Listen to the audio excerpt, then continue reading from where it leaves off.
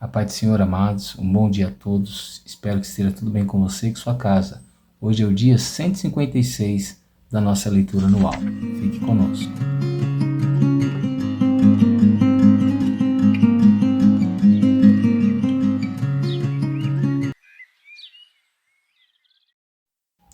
Amados, nós estamos estudando o livro de Jó e a nossa porção diária de hoje se encontra nos capítulos de número 32 até o capítulo de número 34. Amém? Se você estiver nos acompanhando diariamente, se você nos acompanha aí desde o começo ou se pegou no meio do caminho da nossa leitura anual, não tem problema. Faça a sua leitura, medite nela, Creio que Deus irá falar com você. O nosso texto devocional de hoje tem um pouco mais de alguns versículos, Geralmente nós separamos um ou dois. Hoje nós vamos ler Jó 33 e os versículos são 14, 15, 16, 17 e 18. Amém? E a palavra do Senhor diz assim: pelo contrário, Deus fala de um modo, sim, de dois modos, mas o homem não atenta para isso, em sonho ou em visão de noite, quando o sono profundo cai sobre as pessoas, quando adormecem na cama. Então lhes abre o ouvido e lhes cela a sua instrução, para afastar o ser humano dos seus planos e livrá-lo do orgulho, para guardar a sua alma da cova e a sua vida de passar pela espada. Amém? Bom, nós vimos aí que do capítulo 3 em diante, nós temos um grande período de discurso, de Jó e os três amigos seus mais íntimos, Elifaz, Bildade, E nós vamos ver que essa discussão entre Jó e eles, ela se mantém em um parâmetro, em um assunto principal. E qual era o assunto principal? Eles acusavam Jó de ter cometido algum pecado grave e por isso Jó estava sofrendo daquela maneira. Enquanto eles acusavam Jó, ele se levantava em sua própria defesa, dizendo que era justo e que Deus o estava castigando sem motivo nenhum. Assim, dessa forma, quem estaria sendo injusto não era Jó, era Deus. Então essa é a saga de Jó até aqui. Um homem que está se defendendo das acusações de seus amigos, enquanto Deus o penaliza severamente. Então os três amigos de Jó ficam em silêncio, porque eles não têm mais o que falar, Os argumentos de defesa de Jó, além de serem exaustivos, são arrogantes, e os seus amigos se cansaram de tentar convencê-lo. Mas, pelo que nós percebemos, não havia somente aqueles três homens ali próximos de Jó, porque a partir do capítulo 32, nós vamos ter a presença de Eliú, que entre aqueles sábios que foram visitar Jó, ele era o mais novo, por isso ele não tinha falado ainda, ele precisava respeitar aqueles que eram mais velhos, Então, ele vai aproveitar agora que eles três se silenciaram e vai começar vai aproveitar a sua oportunidade, de poder argumentar contra Jó. E a primeira coisa que ele faz é dizer para Jó: olha, Jó, você vai ter que me ouvir agora, porque eu ouvi todos os seus argumentos de defesa. E ele acaba dizendo que ficou envergonhado pela postura dos seus três amigos mais velhos por não conseguirem convencer Jó de que Jó realmente tinha cometido algum pecado, Então ele vai dizer que Jó realmente é um pecador e por isso Jó está sofrendo a penalidade de Deus. Deus não é injusto e Jó, no caso aqui, é o homem pecador, E a fala dele vai perdurar nesse mesmo assunto. Da mesma forma que os outros sábios fizeram, ele está fazendo também. E é bem interessante que não há uma grande diferença entre os argumentos dele e os argumentos dos outros três amigos de Jó, que já tinham falado antes dele, E a gente percebe até uma certa arrogância por ele ser o mais novo e querer argumentar, querer convencer Jó de que Jó realmente estava errado. Porém, dentre todas as falas que ele disse, não há falas erradas, como os amigos de Jó. Os argumentos deles são sábios, são prudentes. Porém, o que eles não sabiam é que o que estava acontecendo com Jó era um propósito de Deus, era um plano de Deus, mas os seus conselhos não eram ruins.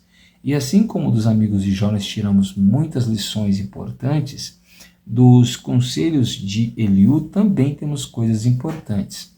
E o nosso texto devocional de hoje vai nos ensinar algumas coisas importantes, né?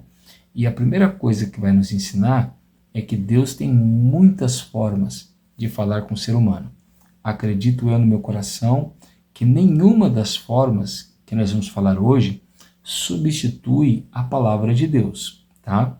A palavra de Deus é o meio principal, primordial, mais claro e mais forte de Deus falar com o homem, certo? Mas Deus pode se comunicar sim com o homem de outras formas que não sejam pela sua palavra, por profecias, revelações, visões e outras formas mais, né? E ele aqui, no caso, ele apresenta duas dessas formas. E ele diz que, diferente do que algumas pessoas dizem, Deus comunica assim com o homem, não somente pela sua palavra, né?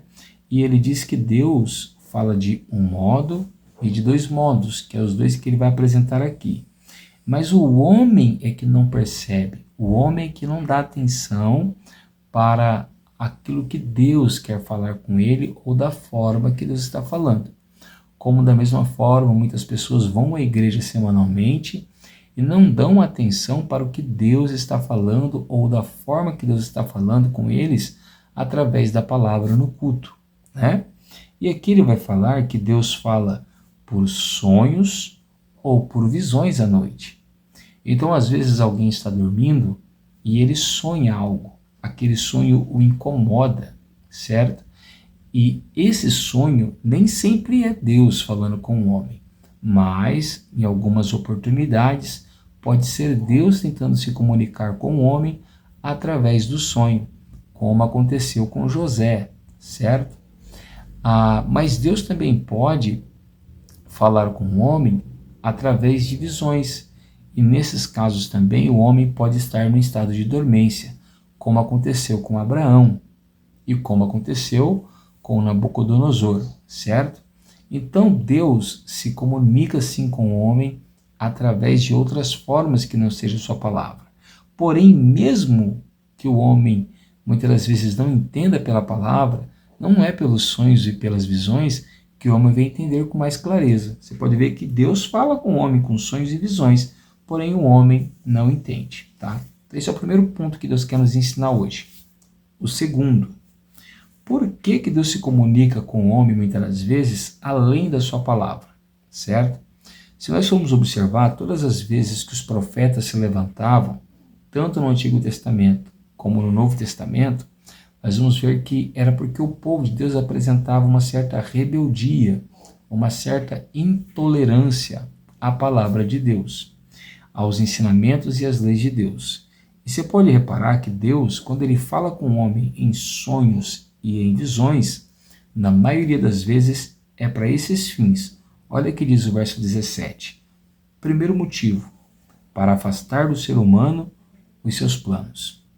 Então, quando nós estamos criando planos no coração que não agradam a Deus, Deus tenta falar conosco por meio da palavra. Nós não aceitando ou não querendo receber, Deus nos mostra em sonhos ou visões. Segundo propósito, para livrar o homem do seu orgulho. Então, quando o homem ouve uma pregação de repreensão, por exemplo, de exortação ou de ensino, e ele não quer aceitar aquela doutrina, aquela verdade, Deus fala com ele em sonhos, para que talvez assim ele deixe de lado o seu orgulho, certo?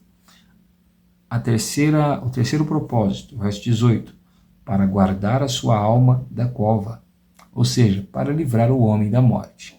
E o quarto propósito, para fazer a pessoa escapar da espada, ou seja, do sofrimento. Amém? Então, quando Deus se comunica com a pessoa através de sonhos e visões, é para esses propósitos, para tirar os planos que não agradam a Deus do coração do homem, para tirar o orgulho do coração do homem, para livrar o homem do perigo ou até mesmo da morte. Amém? Se Deus tem usado um pastor, um líder, alguém para poder falar contigo por meio da palavra, valorize, como este momento que nós estamos sendo aqui agora. Porque em outros casos, Deus terá que falar contigo através de sonhos e visões, e talvez seja mais difícil de se entender aquilo que Deus quer falar contigo. Mas em últimos casos, Deus sempre irá falar com você. Amém? Eu sou o pastor Tiago, da Igreja Pentecostal Poder da Palavra, e quero orar por você nessa manhã. Abra o seu coração, feche os seus olhos e ore comigo neste momento. Senhor, nosso Deus e nosso Pai, nós queremos te louvar e te bendizer pela sua bondade, pela sua graça e pelo seu favor. Perdoa os nossos pecados e as nossas falhas e trabalha poderosamente sobre as nossas vidas.